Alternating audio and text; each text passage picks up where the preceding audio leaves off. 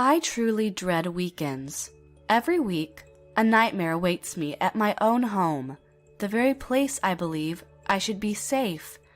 After such a long time, I finally achieved my dream of living in my own home.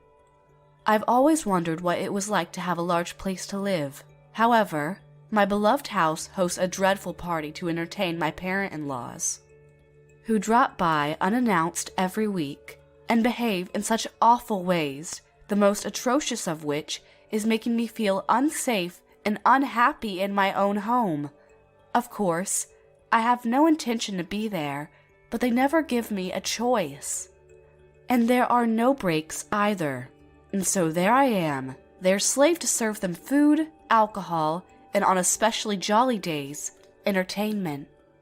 My husband and I have been married for 3 years now, and we both work our own jobs. When we first got married, we were living in an apartment with 2 individual rooms, along with a living room joining the kitchen. Over time, we grew unsatisfied with where we lived, so we started to discuss the idea of getting our own house. Hey, honey, I think it's time for us to get a home of our own. I was just about to say that. I'd like to have a house too. As you're well aware, a house is a pretty big purchase. I supported my husband, who was a man with a bad habit of letting money slip through his fingers without managing it much. I supported him by economizing expenses and focusing lots of energy, effectively saving up money to buy a nice house for us. After perhaps 2 years, we finally had enough money to buy a house, and we quickly started looking for a good enough place. So, what's going on with the house? There are just so many decisions to make, and every single one of them is pretty hard. I haven't decided on anything yet. I spent as much time and energy as I could looking for a house on my days off from work. I was getting really tired too. You know, you could help me out a little bit. Sorry, honey, I can't. You know works make me pretty busy. Ha, you really do leave everything up to others, huh? Oh, I know. Why don't you look for a place together with my parents? Wait, what? I don't want to cause any trouble for your parents, honey. I'll try to find a place myself. That's fine. They're involved in this anyway. It'll help them out as much as it'll help you. Hang on, what? What do they have to do with us buying ourselves a house? You'll see. I noticed that my husband's tone sounded hesitant, and I wondered why it sounded like that. To be honest with you, and this will just be between us, I always felt a little uncomfortable with my parent-in-laws, and being with them was never something to look forward to. But, despite my best intentions to stay away from them for my own sake, I almost immediately got a call from my parent-in-laws. Have you decided on a home yet? I'm thinking of hiring a contracting company run by an acquaintance of mine. About the home, Mr. Cox, Raymond and I will decide where to live together. Thank you so much for offering to help, though. I really appreciate it, is what I said in order to make him no longer interested in asking after the situation regarding the house. A few days later, however, an acquaintance of mine is going to introduce me to a very nice piece of land out on the outskirts of the city, dear. I got a call from the building company saying they haven't heard from you. Did you call them at all? Before I even knew what the heck was happening, the house I would be living in was being built on land I never knew existed, constructed by a company I don't know personally at all. Pardon me, Mr. Cox, Mrs. Cox. I really think Raymond and I should be the ones to decide everything. He himself told me he wanted to buy a house instead of build one, and he hoped it would be somewhere near downtown where his job is. But Raymond, our own son, told us directly that he wants us to decide. Make sure it's all electric too, alright? My parent-in-law's interference with what Raymond and I grew more and more substantial every day. I told my husband to tell his parents to stop interfering with what is rightfully ours to decide, but he would have none of it. Why won't you listen to my parents and just let them handle everything? We won't be spending a whole bunch of time on this. It's literally a win-win for both of us. I want to hear your opinion. What do you, Raymond Cox, my husband, want to do with getting a house for ourselves? Just shut up. Consider my parents' opinion my opinion. What the heck are you talking about? They want me to build a house garden for flowers and vegetables in the area that we decided was supposed to be used for a garage. They're trying to build a stone oven in the kitchen. Is that your opinion, Raymond? Is that what you want? And one day, as I was trying to convince my husband to get his parents to back off, and him trying to get me to stop nagging, just before the start of construction... Excuse me. Please confirm that you really agree with the terms of the contract? I got a call from the construction company I hired to build us the house. I've already had a thorough consultation with the leading architect of the project, and everything seemed to be perfect. Yes, of course, I confirm. Is there anything wrong?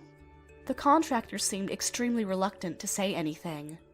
When we first negotiated the project, you mentioned that you and your husband are planning to move in? Just the two of you? Without anyone else? Yes, that's correct. And then, the builder went on to tell me something truly shocking and truly disheartening. These plans suggest that the final outcome will be built exactly like a two-family house, ma'am. Are your parents moving in with you? I felt like I had been hit on the head with a mallet, and now a sledgehammer was grinding away my sanity.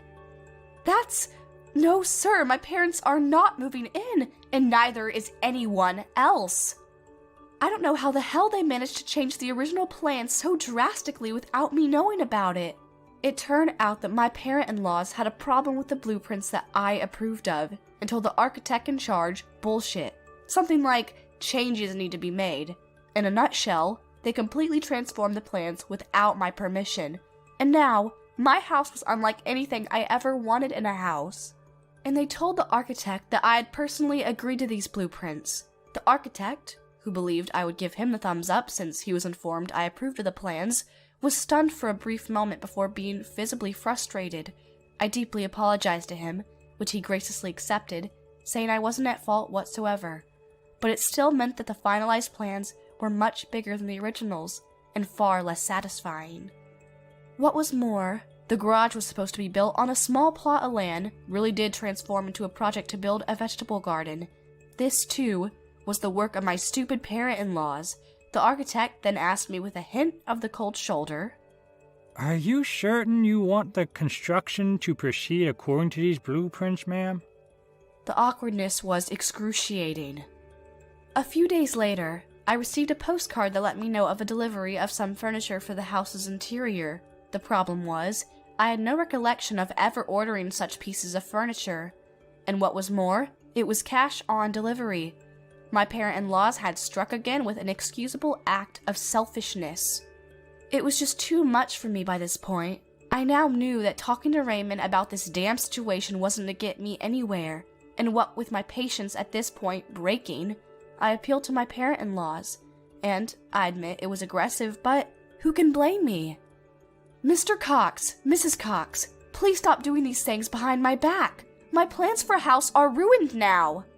Oh, what's wrong with giving you some ideas on making a better house? It's our house. I think we should have a say in what ought to be in it, wouldn't you agree? What? Our house? And then the truth dawned on me, and it left me completely petrified. Please don't tell me this isn't happening. Please tell me my parent-in-laws aren't thinking about living with us under the same roof. I flew into a panic, and I quickly called my husband. Honey, listen to me. Your parents are very mistaken about something. What the hell are you talking about? They're saying they're going to move in with us. You never had any idea this was going to happen, did you? Oh, yeah. Now I know what you're talking about. My husband's calm response sent a chill down my spine, and I felt my stomach churn and go all topsy-turvy. I took a deep breath, and went on to say, there's no goddamn way he authorized this without letting me know. Well, I thought this maybe would be better for all of us. You're okay with this, right? Raymond, I'm going to be clear here. I never once heard you say anything about your parents moving in with us. Well, you just did. That's good enough, isn't it? Of course it isn't good. This is terrible news. I don't like this idea at all, and I hope to goodness you change your mind. Hey, watch your tongue. They're my parents. What's so bad about them? I don't see how they could possibly be that much of a nuisance to you. What's wrong with this idea, eh? My husband didn't seem to have any doubts about his parents living with us. On the contrary, he started to criticize me for being so adamantly against the idea. You're my goddamn wife, Stacy. Why in the world can't you get along with your husband's parents, eh? Because they changed the plans of our house without my permission. Well, I guess they did go a little overboard with the changing. But they're old. Cut their nosiness and their habit of interfering some slack. They're just trying to be nice and helpful. That's definitely not true, Raymond. I don't have a relationship with your parents that's founded on trust because they've always done things that betray my trust in them. You're gonna have to start building that pretty soon, Stacy. This isn't about the future. This is about the present. In any case, like most people in this world, I can't live with people I can't trust. Psychologically, it's impossible. You're such a nervous wreck, you know that? Alright then. Since it's gonna be this way, and since I don't have another option to make you see the frickin' sense for once, I'm canceling the construction, and you can kiss looking for a house goodbye too. Hey, whoa, slow down. Are you serious right now? Thanks to my adamant opposition, the plan of Raymond's parents to move in with us was put to rest, never to be brought up again. But ever since then, I just can't shake the feeling of distrust I have for my husband, and this seemed to be mutual. He seemed to be getting more and more frustrated with me over time. In the midst of all this negative energy, the house was finally completed, and we officially had our new home. I was going to spend the rest of my life in this house, cooperating with my husband, nurture a very strong bond for our beautiful family. For the first time in a long time, I felt truly positive and optimistic about the future. On moving day, I was taking a break after unpacking a bunch of my stuff, when Raymond told me he wanted to talk to me. And now I got my own house now. We got our own house now. And I'm also more conscious about being the head of the family and what it means to be that. Is that so? I want you to have that kind of awareness too. The awareness to fulfill your duties as my wife. As my wife sounds like a bit of an exaggeration, I'll be honest. Come on, Stacy, be serious. I'm not joking. I want you to know your place in this house. I felt somewhat uncomfortable with my husband's pompous attitude, standing there in front of me, leaning against the high counter in the kitchen with his arms folded and his eyebrows furrowed. But I thought it was good that he had awakened to a sense of responsibility, and I agreed that I should do the same. So, I nodded my head and said, "Yes, I understand." But, little did I know, I was going to regret this decision very much, very soon. That weekend, I was on my way home when I got a call from my husband. I'm inviting a bunch of people from work tomorrow. Could you start on the preparations for the party? What? Tomorrow? I can't do that. It's much too sudden. Oh, come on now, Stacy. I said the party would be tomorrow. I'm sure you'll do a good job preparing for it. But I have an appointment at the hair salon tomorrow. Oh, enough with the complaining. Which do you think is more important? Your husband's party for his trustworthy colleagues? Or your appointment with a beauty parlor that does a so-so job every time? Okay, now that was hurtful. But he continued in the same strong tone. Oh yeah, my parents will be there to help you get things ready for the party. Don't forget to thank them for their help, alright? Make sure they know you appreciate them. The next day was the first weekend at our new house since moving in. After my hair appointment, I was looking forward to rearranging the kitchen and living room. Interior design had always fascinated me the most when it came to building a new house. But these plans just evaporated into thin air, because now I was expected to get a bunch of things ready for a stupid, spontaneous party of my husband's. And my parents-in-law were coming to help me on top of that. I had a very bad feeling about this. The day of the party, my parents-in-law came in the morning while I was preparing some of the food.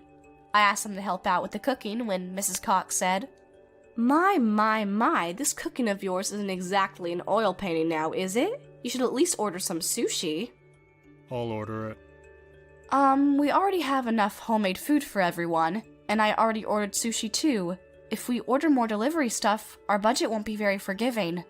Oh, nonsense, dear. Trying to embarrass your darling husband in front of his colleagues, are we? If you're stingy, it'll affect your husband's career in the long run. Trust me, I know what I'm saying because I've seen my best friend's career almost ruined because of his ridiculously selfish wife. A lot like you, honestly. Pathetic, incompetent, unconfident. Could you just set the food and the plates and the utensils out on the table, please? Thank you. I actually have an appointment at a beauty parlor, dear. When the sushi arrives, you make sure it's ready to eat by the time we come back. My parent-in-laws told me what they wanted me to do, and then left. Raymond was still sleeping in his room. For reasons I'll never understand, I somehow managed to get the party ready in time. I started to walk up to my room to get ready to receive the guests, but before I could... Hey, Stacy dear, this spot's still dirty here. Hello? What's the deal with all this dust on your front porch? You better get it right and make sure it shines before the guests start to come. We don't have enough beer, do we? Go get some. My husband, along with his parents, had already got themselves ready for the party, and I had to welcome the guests to our house without makeup on. Well, welcome, welcome, everyone. Please, right this way. Go on, serve our guests their drinks, Stacy dear, if you please. Come on, hurry and help Slowpoke, we haven't got all day. That party was the very definition of disaster to me. It was by far the worst party I've ever attended. Mrs. Cox, my mother-in-law, all dressed up and ridiculously glamorous, treating me like I was a slave. Raymond didn't even bother to introduce me as his wife, and I had to greet some guests myself. Considering the fact that I didn't have any makeup on, and the fact that I was wearing a grease-stained apron over my best dress, they all had a puzzled look on their face. They must have thought I was a housekeeper here. I felt completely miserable. After that, my husband started hosting more parties at home every weekend.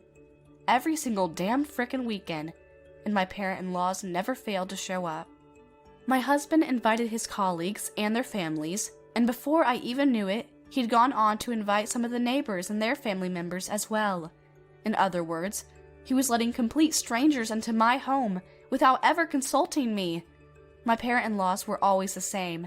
They never helped me in any way whatsoever, and instead acted as though they were the host of these parties, ordering me around to do more preparation work and telling me to serve food and drinks to the guests. My husband had exactly the same attitude, if not worse. He never once introduced me to anyone as his wife, and always found out deadly drunk by the time everyone went home, well into the night. At first, I complained to my husband about this load of nonsense. Do me a favor, please. No more parties on the weekends. Why not? These parties make everyone so happy and so relaxed. I work a full-time job during the week. I spend my entire days off getting things ready for these stupid parties. You have no idea how exhausting it is. But you do realize my parents are helping you out, right? Or are you so stubborn you refuse to acknowledge their help? In that case, you should be ashamed of yourself. Helping me? Like hell they are. All they ever do is show up for 2 minutes before running off on some errand. You're not welcoming the guests as well as you should be, and they're doing that part for you. Help can come in many different ways, you know. I suggest you be more open-minded and admit they're saving your ass every weekend. Your parents don't help me get these parties set up. They don't clean up after they're over. All they do is eat, drink, and talk. How freaking dare you! I will not have the likes of you talk about my parents in such a disrespectful way. But you know I'm telling the truth. Need I remind you that you were the one that was so adamantly against the idea of them living with us? That's why my parents have to travel all the way to be with us, because you freaking ruined their hopes of living with their son and his wife. Oh great. This again? Was the first thought that sprang into my exhausted mind. Whenever I talked to him, or disagreed with a decision he made, he would always try to bring the argument to his advantage by reminding me I refused to let my parent-in-laws move in with us. He always said, I did what you wanted me to do, so now I expect you to keep your end of the bargain. As the days went by, I couldn't even take a legitimate day off because of these weekly parties. But then, I suddenly realized that I hadn't invited my own parents to the new house yet. So, I told my husband. Don't plan any parties this weekend. I'm inviting my parents over. What the hell are you saying? No. That's not freaking happening. I refuse. Huh? What do you mean, I refuse? Do you have any idea what it means to be a wife, Stacy? You're my wife, and you willingly married into my family. You treat my parents like they don't exist. Okay, that's a bit of a stretch, Raymond, and you know it. You can invite them over if you want, but remember this, my parents come first. Oh, come on! That's just not freaking fair! Your parents come over every week, and as long as you throw parties every weekend, I can't invite my own parents over. Why do your parents have the privilege of spending time with their son, while my parents want to spend time with not just me, as their daughter, but with you, their only son-in-law? I really don't know how I got myself into this mess. How many more sacrifices was my husband going to demand me? I have absolutely no idea. I immediately thought I should talk to someone about this, and it didn't take long before I decided whom I should talk to. I called my mother and told her what had been happening up until then. I tearfully told her that I couldn't invite her to my new home, and apologized so many times. She was surprised at first, but she went quiet and listened to me tell her everything. Okay, honey, I think I understand what's going on. First things first, you get yourself back home this weekend and we'll sort things out. But I've got a party to prepare for. Oh dear, you don't even know what's happening to you, do you, honey? Wait, what's happening to me? You're tired. You're so exhausted that you're losing track of yourself. My mother's words startled me for a brief instant, before the truth dawned on me, and then she went on to say, I have a great idea that'll most certainly help you, but we won't do it if you don't want to. It's entirely up to you, my darling. I urged her to tell me what her great idea was, and, as she gave me the details, I admit I was very surprised to hear my mother's good idea. If we do take action, my husband and his family would undoubtedly suffer a great deal of damage. I still wasn't sure if I should do it. More than that, I wasn't sure if I could do it. Try talking to him one last time, and then decide what you think you should do, based on the situation. She left the decision to me, and I decided to heed her advice, and did what she suggested. I talked to my husband again about the matter. God damn, you're freaking persistent. I've had just about enough of your bitchiness, Stacy. I've said this once already, and I'll say it again to be brutally clear. You can invite your parents over when my parents don't come. I interrupted him while he tried to bring up the same argument that he'd sacrificed living together with his parents for me, and told him in the most straightforward manner possible, No, you listen to me now. This is your last chance, Raymond. For the last time, I'll state my wishes. You will not be planning house parties without my knowing about them. You will not invite your parents over without my permission. And finally, you will let me invite my parents over this weekend. This is my final decision. I told my husband to accept these terms. Last chance? What the frick are you talking about, woman? Don't you dare play games with me. I will not let you and your parents be selfish ever again. Mark my words, I'm gonna fix things around here. Now you listen to me. You refuse to let my parents move in with us, so obviously you're going to have to put my parents first, considering the fact you stabbed them in the back. I thought I'd interrupt him at the same moment, so I wouldn't have to listen to that brain-dead argument stating that I never had the appreciation I should have towards my parent-in-laws, but apparently I was wrong.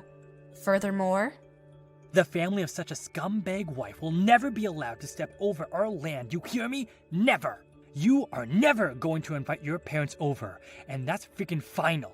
If you don't like that idea, get the hell out. I realized that talking to him was completely futile now, and as a result, I've given up. I'm just done. Finished. I'm throwing in the towel, and I was glad to do it. I thought that if I put up with him, he'd be more willing to be flexible, but he wasn't.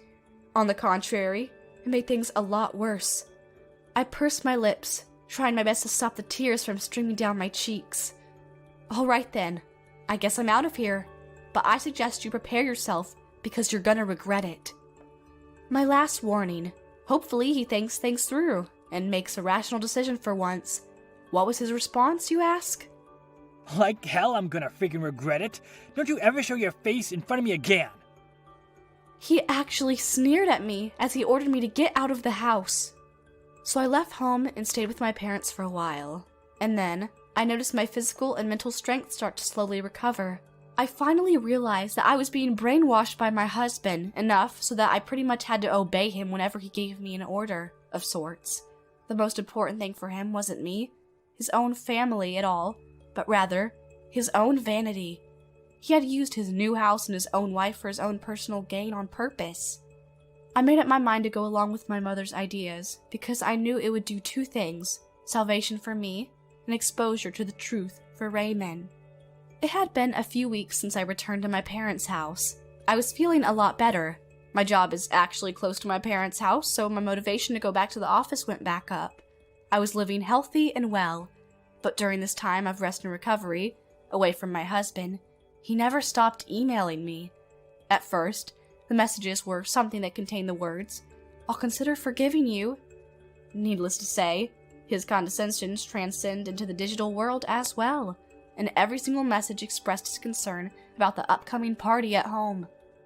The last home party we planned, it was canceled. It's all your fault. You're ruining my reputation at work. Why are you freaking doing this? Enough games, Stacy. Get your stupid ass back here. We've got another one coming up this weekend. Do your duty as a goddamn wife. Raymond was planning an important home party at the end of the month, and he was furious at the fact that I refused to go back to him. Some pretty important people from his job were scheduled to show up, which, admittedly, is a great honor. It was an important event for my husband because it gave him a big opportunity to be promoted to something much better. On the day of this party, I dressed up very nicely, and along with my parents, went back home to attend it.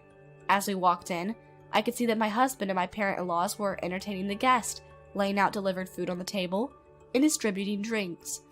I recognized his boss and many of his colleagues who were also attending the party, and I went to greet them warmly. Welcome, welcome, if I may, madam. You look beautiful in that dress. A real bombshell, truly. Why, thank you, Mr. Cox. I think it's the only nice thing you've ever said to me. Mr. Cox realized who he was talking to, and so did Raymond and Mrs. Cox. As soon as they saw me, their breathing became immediately a lot more angry, and what they said wasn't any better. What are you doing? Get your stupid ass to work. Hey, what are you doing in that despicable outfit? What kind of wife are you? Where the hell have you been? And then my in-laws reached for the hem of my dress. Just as their hands came into contact a couple inches, my mother stepped up behind me and slapped their outstretched hands away. Please don't touch the dress that I designed with those greasy hands of yours. What the hell are you talking about? Hey, that woman's my son's wife, ma'am. You keep out of this. My, you sure got some moxie, calling my own daughter your son's wife and not by her real name. During the exchange between my mother and my parent-in-laws, my husband's face grew paler and paler. Oh, Wait, what? Hold on a second. What do you mean, my daughter? So you're the host of the Tay's party, I see. Can you show me around? I'm very interested to finally see this new house of yours that you and my daughter have worked together to build. Oh yeah, I almost forgot. You were the person who said you would never allow the family of such a scumbag of a wife to step into your land. Isn't that correct? My husband's face, looks turned to become more shades of white and red, and sometimes both colors at once. He looked like a pulsating candy cane. Yes, indeed the guest of honor at today's party was my own mother. My parents are executive officers of a business conglomerate affiliated with the textile industry. The centerpiece of Raymond's company business strategy was for the fiscal year was to collaborate with the Department of Design with a bigger company, and that department overseen by none other than my mother. So, my husband, being the stupid show-off that he is, offered to entertain the supervisor, whose identity he didn't even know, by the way, at one of his fancy parties at home. My mother was working so acutely that Raymond apparently failed to notice it was her, which, in of itself, it pretty careless to be frank. Even worse, they actually met when I brought him home to ask for her blessing to get married, but like I said, my husband is a very sketchy man, so I suppose he just forgot. Excuse me? How did your daughter come to behave in such an excusable manner? Who freaking cares? Get your freaking ass in the kitchen. And these old gas bags better follow you too. Stop it, stop it, stop it! These people are valued guests. They're guests of honor, in fact. What? What? My husband and my parent-in-laws were freaking the hell out. It was a glorious sight to behold, and I felt internally grateful to my mother for letting me experience this majestic moment. My mother's eyes darted to my husband. "Go get me a drink, please." My husband bolted into the kitchen and came back with 2 glasses. Dad looked at the 2 glasses and said, Bring us another glass for our daughter. Raymond glared at me, but the stares of his boss and co-workers around him caused him to turn away, head back to the kitchen, and trudge back to where he stood with another glass. I accepted it graciously as I shot a cankerous tongue look toward my parents-in-law. What's for dinner tonight, Mr. Cox? Would you mind fetching me a plate? Who do you think? Yes, sir. Of course. I want to sit down. Can you lend me a chair if you please? Is this really all the food you have? I'm afraid I don't think it's enough. Oh, is it, ma'am? We don't believe so. Why don't we get some sushi? I'll even order some. But of course, are we gonna have to pay for it? Oh no, I'm afraid that will be difficult, ma'am. We're on a tight budget, you see. Oh no, if you're stingy, it'll affect your son's career in the long run, you know, Mr. Cox. I smiled at them as I tipped my glass back and took a sip of champagne. It turns out that one of the guests at the party that night was an acquaintance of Mom's, and she'd been invited to a few other parties of ours in the past. She responded, "Your daughter's husband and her parents-in-laws displayed terrible behavior towards her every time I attended. She was dressed in a crude apron over a simple dress most of the time, and she didn't have any sort of makeup at all. She looked so neglected and overworked. Anyone could have easily mistaken her as a servant. Even I couldn't believe she was the mistress of this house until after I went to talk to her. I said hi, and I immediately recognized her as Stacy. I was so surprised. Her face was the very picture of exhaustion, and the poor girl was struggling to stand. I must have made Mom so worried about me because I was weak-minded. I'm fine now, but those hard days still made me feel depressed." During the party, Morin had Raymond bring her drinks one after another as she criticized how bad the service of his parents were. Dad made himself comfortable and went on talking with some other guests from my husband's company and even exchanging business cards with them. After the party was over, I spoke to my husband. "Thanks for your hospitality. Now, if you don't mind, I'd like you to sign this for me, please." I handed him the divorce papers. He'd been humiliated at the party today and let anger take over himself as he signed it. My parent-in-laws tried to stop him, but I guess tonight was all he needed and got too stubborn for his mind to be changed. There you go. Happy now? Of course you are. I'm done with you. Don't ever show your face to me again. I accepted the divorce papers from him, grabbed my coat, and stepped outside of the house. I walked out beyond the gate, towards our car, where my parents were waiting for me. I stopped, turned around, and stared at the magnificent gate. I knew I was never coming back. I took one last look at the house I had always dreamed of having. My husband changed into a monster because of this house, and almost lost myself in addition to that. I made nothing but bad memories in the house, and while it pained me to accept it, it was a part of my life that I just had to let go forever. And after taking a deep breath, I turned around again, strode to the car, climbed inside, and left the area in bright spirits. After that, I was absorbed in my work to make myself forget about the unpleasant events of the past. I got out of paying off the mortgage on the house in my husband's name because of the divorce, and I had no more money to spend on preparing for the weekly parties. Money was no longer an issue.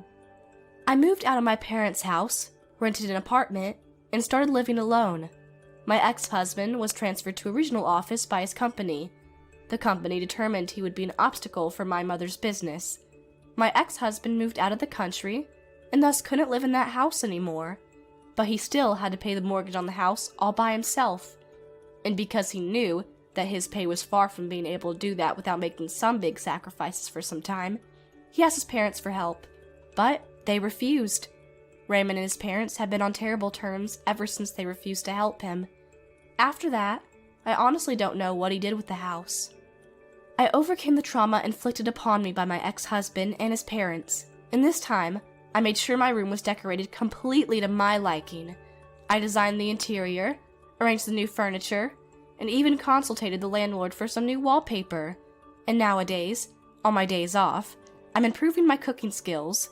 All in all, my life right now is wonderful, incomprehensibly better than a nightmarish life with my ex and his parents I had to endure. Sometimes, I invite my parents over for a small home party, just 3 of us, and treat them to a nice home-cooked meal. In this way, I am now able to have a very comfortable and wonderful time with my family. My goal for the future now is to continue to cherish my parents and be grateful for each and every happy day that welcomes me.